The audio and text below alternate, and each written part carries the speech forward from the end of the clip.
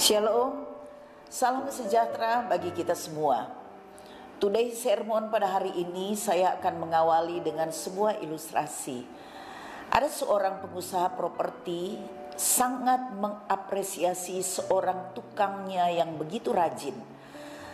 Tukangnya ini bekerja dengan sangat bertanggung jawab, setia dan juga jujur. Dan banyak hal yang lain yang menarik perhatian dari pengusaha ini, pengusaha properti.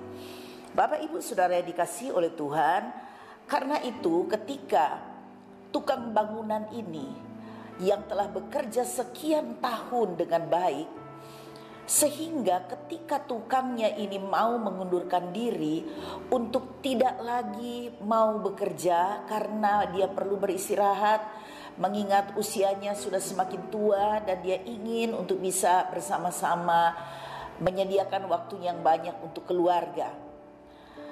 Sehingga walaupun dengan hati yang berat, hati pengusaha tersebut akhirnya menyetujui dan meminta kepada tukangnya ini bahwa kalau bisa bangunkan dia sebuah rumah, namun desainnya atau model seperti apapun itu diserahkan kepada tukangnya. Terserah tukangnya mau bangun seperti apa dan mau menggunakan bahan seperti apa, pokoknya mau-maulah si tukang bangunan tersebut, sebab dia sangat memperhatikan akan kesetiaan selama ini dari si tukang bangunannya. Tukang ini akhirnya menerima dengan baik permintaan dari bosnya dan kemudian ia mengerjakannya sesuai maunya. Tukang ini berpikir itu kan terserah saya. Jadi dia membangun bangunan yang kecil dengan bahan-bahan seadanya saja. Yang penting dia sudah bersedia membantu membangunkan bosnya itu sesuai dengan apa yang dia mau. Karena si tukang juga ingin cepat-cepat menyelesaikan bangunan tersebut dalam jangka waktu yang pendek atau tidak lama. Bosnya sangat berterima kasih kepadanya dan kemudian pengusaha properti ini atau bosnya, dia mengambil kunci rumah ya, atas rumah yang sudah dibangunnya, yang sudah selesai itu, dia mengambil kunci rumah itu. Kemudian dia menyerahkan rumah tersebut kepada tukangnya sebagai hadiah atas kesetiaannya selama ini. Saudara-saudara, tentunya betapa kecewanya dan menyesalnya si tukang bangunan ini, karena ternyata bosnya itu membangunkan rumah yang dikerjakannya sendiri. Dia tidak tahu bahwa apa yang dia bangun itu, bahwa itu adalah hadiah dari bosnya kepadanya. Saudara-saudara, itulah sebabnya tentu kita bisa merasakan bagaimana sedihnya hati dari tukang bangunan ini. Saudara-saudara yang dikasihi oleh Tuhan, dia menyesal, tetapi apa boleh buat, penyesalan kemudian itu tidak ada gunanya. Dia menerima hasil dari pekerjaannya sendiri. Saudara yang dikasihi oleh Tuhan, saya selalu teringat kata-kata dari seorang hamba Tuhan yang luar biasa, almarhum pendeta Chris Marantika. Dia mengatakan bahwa investasikanlah sesuatu yang bernilai kekekalan. Tuhan Yesus pernah berkata di dalam Injil Matius pasal 6 ayat 20 sampai ayat 21. Tuhan Yesus berkata, "Tetapi kumpulkanlah bagimu harta di sorga. Di sorga ngengat dan karat tidak merusakkannya, dan pencuri tidak membongkar serta mencurinya. Karena di mana hartamu berada, di situ juga hatimu berada." Saudara-saudara, kalau kita mengumpulkan harta di sorga, Tuhan Yesus mengatakan bahwa harta kita itu tidak akan pernah rusak. Tidak akan ada ngengat yang merusaknya, tidak ada pencuri yang akan mencurinya. Bahkan tidak ada orang yang bisa menipu sehingga kita kehilangan pemilikan. Ya, tidak seperti di dunia ini. Kita bisa kehilangan kepemilikan oleh karena mungkin kecerobohan kita, sehingga kita memberikan sertifikat itu kepada orang yang kita percaya untuk membantu dia. Tetapi pada akhirnya kita kehilangan pemilik. Kita kehilangan sertifikat yang adalah menunjukkan kepemilikan kita. Kepemilikan kita sudah berganti dengan nama lain. Saudara-saudara, itulah di dunia. Apa yang firman Tuhan mau katakan kepada kita semua dari ilustrasi di atas tadi dan juga firman Tuhan? Hal yang pertama, Tuhan Yesus tahu bahwa banyak orang di dunia ini, termasuk orang-orang yang mengikuti Yesus, yang percaya kepada Yesus, hanya terfokus untuk berlomba-lomba berinvestasi sesuatu yang mereka anggap sangat bernilai untuk kehidupan yang sementara ini. Tetapi sangat disayangkan, mereka lupa untuk berinvestasi sesuatu yang bernilai untuk kehidupan mendatang. Bukankah kita hidup di dunia ini hanya sementara? Saudara-saudara, namun manusia seringkali terlalu khawatir, khususnya orang-orang percaya kepada Yesus terlalu khawatir dan menyusahkan diri dengan banyak hal yang ada di dunia ini. Seperti Marta. Marta ditegur oleh Tuhan Yesus karena dia terlalu sibuk dengan menyiapkan makanan-makanan jasmani untuk Yesus. Dia berpikir bahwa itulah yang Yesus butuhkan. Itulah yang Yesus inginkan dari Marta dan Maria saudaranya. Tetapi sebenarnya yang Tuhan Yesus inginkan, seperti Maria yang menyediakan waktu khusus untuk hal-hal rohani yang bersifat kekekalan. Saudara-saudara yang dikasihi oleh Tuhan, karena itu Yesus berkata kepada Marta, Maria itu telah memilih bagian yang terbaik yang tidak bisa diambil daripadanya. Dan inilah investasi yang bernilai yang seharusnya kita lakukan dan kita utamakan dalam hidup ini. Ada banyak orang Kristen juga yang berpikir soal-soal yang bersifat rohani itu tidak penting. Sehingga ada banyak orang Kristen tidak peduli dengan pengajaran Yesus, tidak peduli dengan firman Tuhan. Ibarat tukang bangunan yang meremehkan permintaan bosnya untuk membuat atau untuk membangun rumah yang sesuai seleranya dari si tukang bangunan itu dengan bahan-bahan yang bagus dan berkualitas. Dia pikir itu bukan untuk dia, tetapi hanya untuk bosnya, sehingga dia tidak membangunnya dengan baik. Saudara-saudara, tukang tersebut hanya mengerjakan seadanya, padahal dia mampu atau punya kemampuan yang besar untuk bisa membangun rumah yang diminta oleh bosnya. Tetapi dia meremehkan permintaan bos karena dia tidak tahu apa yang dikerjakannya sebenarnya itu akan menjadi miliknya. Akhirnya dia menyesal. Seperti itulah kira-kira kita manusia. Saudara-saudara, Matius 19 ayat 26, Matius 19 ayat 16 sampai 26. Judulnya adalah perumpamaan orang muda yang kaya.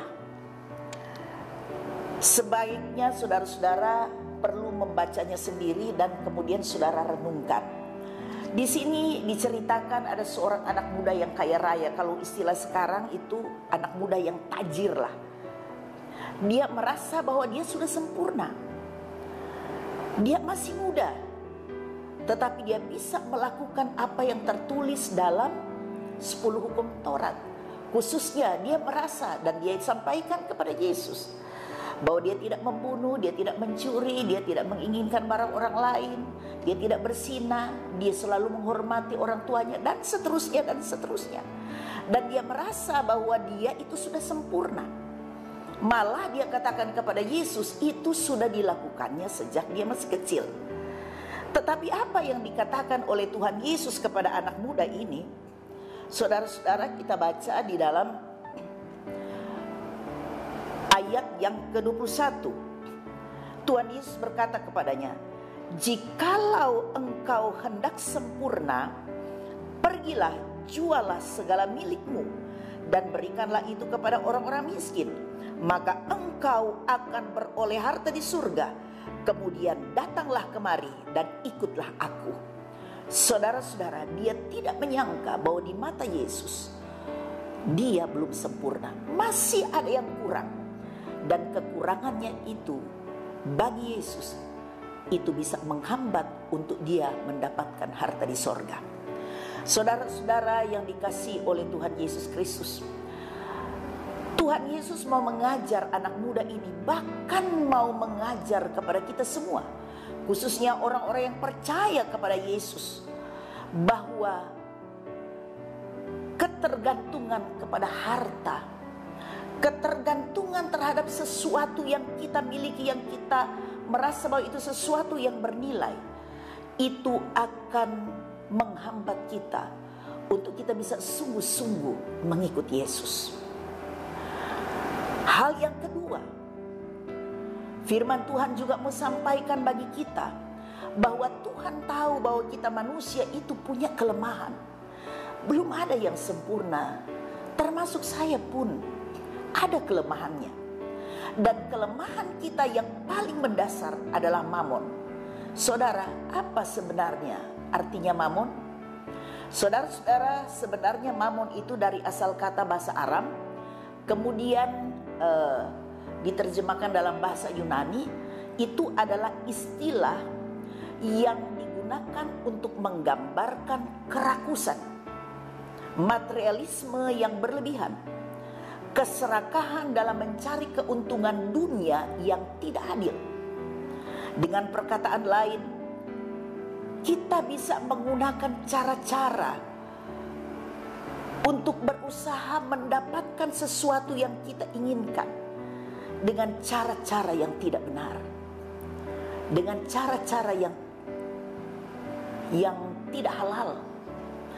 Nah, inilah kelemahan manusia yang selalu menghambat manusia untuk tidak mendapat harta di surga. Karena orang-orang seperti ini tidak bisa mengikut Tuhan dengan benar, sebab hatinya masih sangat terpaut dengan mamon tersebut.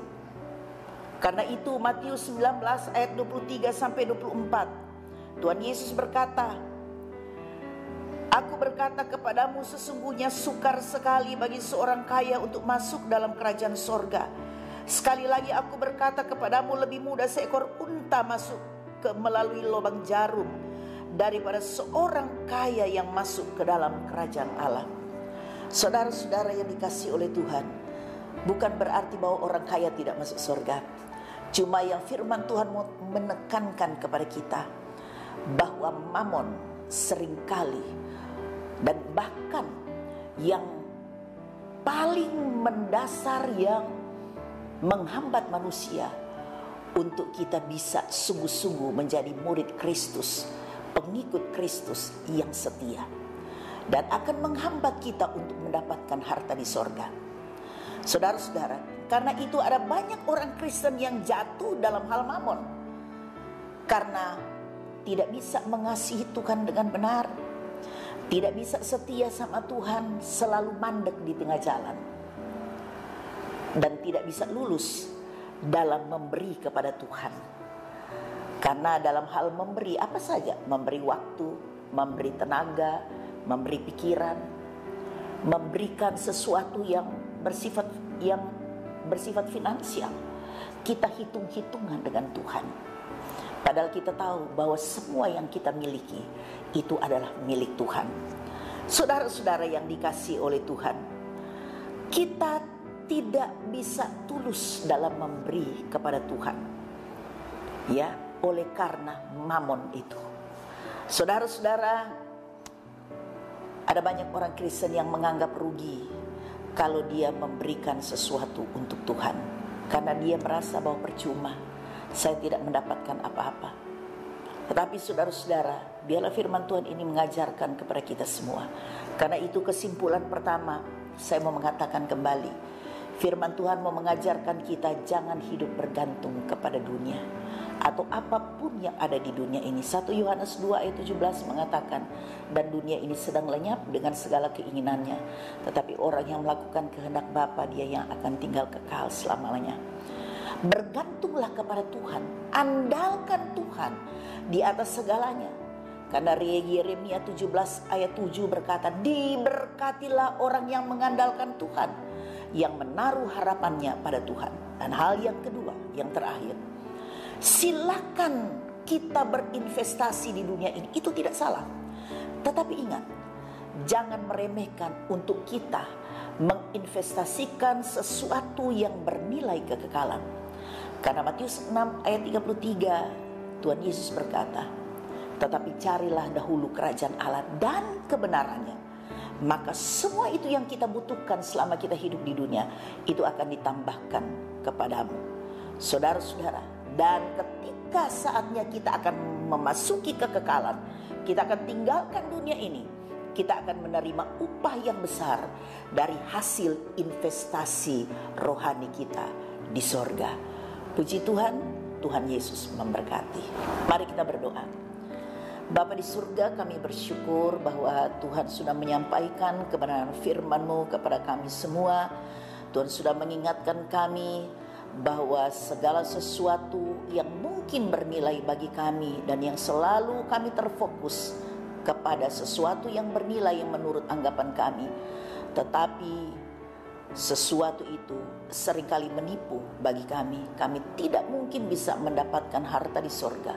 Tetapi Tuhan mengingatkan supaya kami terfokus pada hal-hal yang bersifat rohani. Karena itu berarti kami sedang menginvestasikan sesuatu yang bernilai kekekalan. Kami berterima kasih Tuhan, bahwa firman-Mu itu ya dan amin. Engkau menjanjikan sesuatu yang terbaik untuk kami. Mulai sejak kami ada di dunia, menjalani hidup ini, kalau kami sungguh-sungguh mengikuti Engkau dengan benar, bergantung sepenuhnya kepada Tuhan, Tuhan mencukupi semua yang kami butuhkan. Terima kasih Tuhan, terima kasih Roh Kudus. Berkati setiap telinga yang mendengar, agar semua kami sama-sama diberkati oleh Tuhan. Kami semakin mengerti apa yang menjadi kehendak-Mu dalam hidup kami. Terima kasih Bapa. Dalam nama Yesus kami sudah berdoa, kami mengucap syukur. Haleluya. Amin.